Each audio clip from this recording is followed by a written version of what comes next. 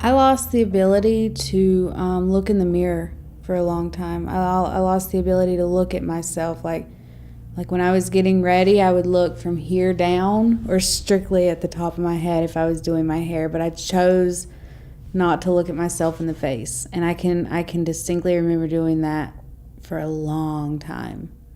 And I've gained that ability back. I can look at myself now and be okay with what I'm doing and who I am. My name's Amanda Hooper, and I'm a recovering addict.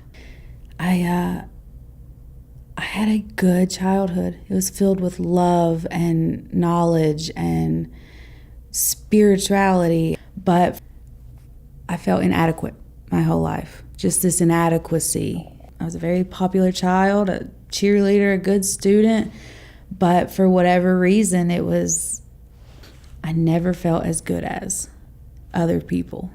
And so I specifically found one crowd that looked really cool to me, and that was the crowd of the people getting high. And so something inside of me, it wasn't peer pressure. It was just one day I woke up and said, I think I'm gonna smoke pot. I'm just gonna try it. And that was the beginning of it. And it was so readily available. It was just like I knew exactly who to call and exactly what to do it. It was easy. It's too easy. It started with marijuana, and then 2 months later I was taking pharmaceutical pills, and I was smoking methamphetamines at the age of 17 and crack cocaine. It didn't progressively get worse. It's one day I was smoking pot and the next day I was doing whatever came my way. It just happened that quickly. I didn't think about the consequences, repercussions, but what child thinks, I better not smoke pot, I might be an addict. So I don't think I really knew what addiction was, nor what an addict looked like. I just thought that this is what typical teenagers and young adults do, and I'll grow out of it eventually, and that was not the case.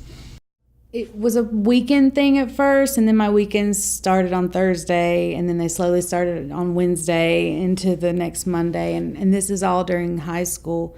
And at this point, I was doing them every day. So about 2 months into it, I didn't have an opiate for the day, and I felt like I had the flu. And I spent the entire day thinking, oh God, I've got the flu, until I distinctly remember the type of pill it was and what time it was, and I did this pill, and my symptoms went away, and right there, I knew, there's no turning back now. This is serious. It grabbed me by the soul that quickly, and I realized I'm in trouble at this point. It was never interesting or intriguing to me to want to stick a needle into my body, but then one day I just thought, I think I'm gonna stick a needle in my body. I did it on my own. No one was around.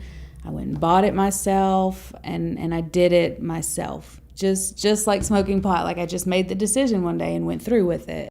My breaking point and my bottom was when my mother told me no, and she turned her back on me, so to speak. She quit enabling me, is what it is.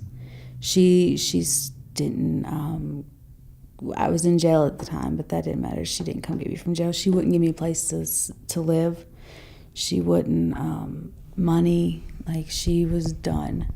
She was done because I did a lot of harm to this woman, and when she stopped enabling me, I thought, I can't go home. I will get high if I go home back to the place where I know to get high.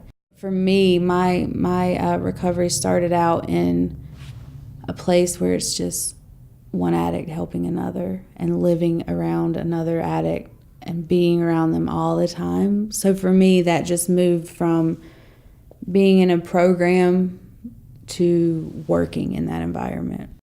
I'm gonna call it isolating, but I'm gonna say more so removing myself from a situation where other addicts are involved. It's very dangerous for me, strictly because I start to believe in my mind that I'm, quote, normal, and I'm not. Like I'm not normal, and I have to be surrounded by people who are just like me at all times.